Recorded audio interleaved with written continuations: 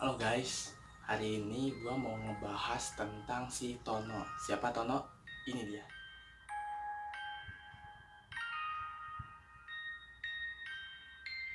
Oke, itu Tono.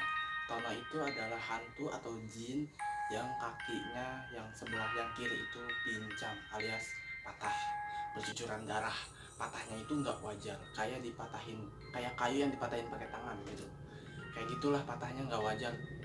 Dan menurut ceritanya sebelum itu kan kata apa ya kata Pak Pormer gitu, atasan gua itu bilangnya kalau itu dari zaman dulu juga ada katanya matinya disiksa gitu, tapi sih gua nggak begitu meyakininya ya karena gua belum dengar langsung dari hantu tersebut.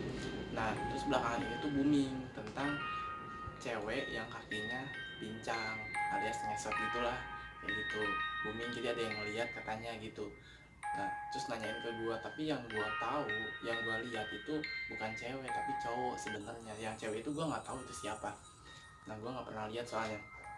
Nah, sekarang kita bahas si Tono aja. Si Tono itu pertamanya ketemu sama gua itu di loker, tempat penyimpanan barang. Penyimpanan barang kami para pekerja. Nah, udah gitu, setelah gua kerja di tempat area kerja gua, deket area kerja gua ada tuh dia. Ternyata dia itu tempatnya bukan dari loker, ternyata tempatnya dari situ dekat tempat kerja gua, soalnya auranya sangat kental di situ, padat, kental dan jelas, kayak dia udah lama diem di situ gitu. Setiap gua ngeliat dia gua takut beneran. Dia udah mah ekspresinya kacau ya, ekspresinya berdarah lah, kayak mau nerkam mangsa, kayak singa yang mau nerkam mangsanya. Terus kakinya juga kan patah gitu, kakinya banyak darahnya, bau amis gitu, nggak enak. Bener-bener nggak betah gua sebenarnya. Cuman yang bener-bener bikin gua kaget ketika pada saat itu malam jam 12 pas gua mau pulang kerja, tiba-tiba dia nahan gua untuk pulang. Dia bilang dia mau cerita sebentar aja katanya. Di situ yang bikin gua salut, dia ngomongnya dengan lirih, santun, sopan, nggak sesuai sama mukanya yang sangar gitu menurut gua.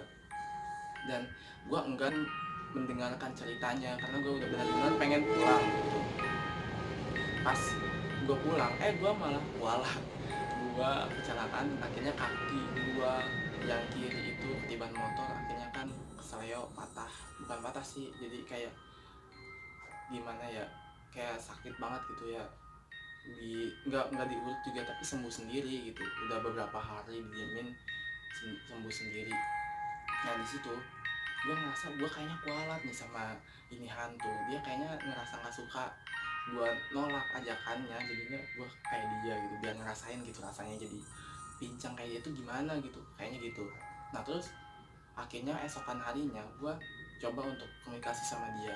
Gue pengen tahu dia mau ngomong apa sih, mau bercerita apa sih. Nah ya udah, gue dengerin aja tuh ceritanya. Ternyata dia itu pemuda dulunya yang bisa dikatakan tampan lah gitu, banyak orang yang memandang dia gitu. Cuma dia pikirannya bagus gitu, kalau di zaman kita tuh kayak politiknya tinggi gitu. Dia apa ya, kental dengan suatu keadilan, dia suka sama yang namanya kesamarataan.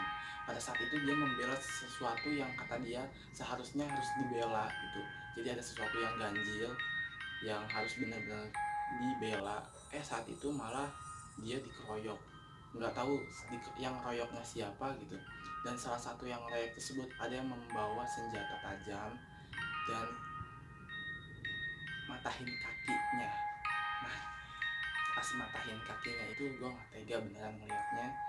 Tapi patahnya bukan rapi ya, itu kayak patahnya kayak kayu yang dipatahin pakai tangan kayak gitu. Jadi kebayang lah, soalnya matahinnya itu berkali-kali, ditusuk-tusuk itu pakai senjata itu sampai buntung kakinya kayak gitu, bercucuran darah. Gue nggak tega sebenarnya.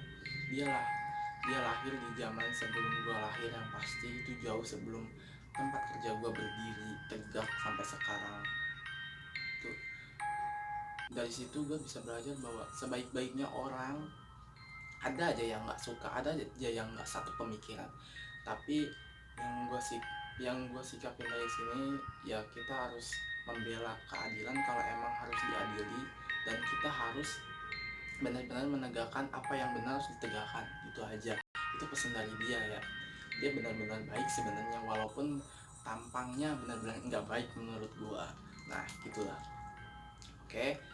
Dan di sini juga dia selain santun jadi dia benar-benar bikin gua tenang saat itu, walaupun pada nyatanya gue enggak nih ya, bau bau cucuran darahnya, bau lukanya kayak gitu, gue takut sebenarnya.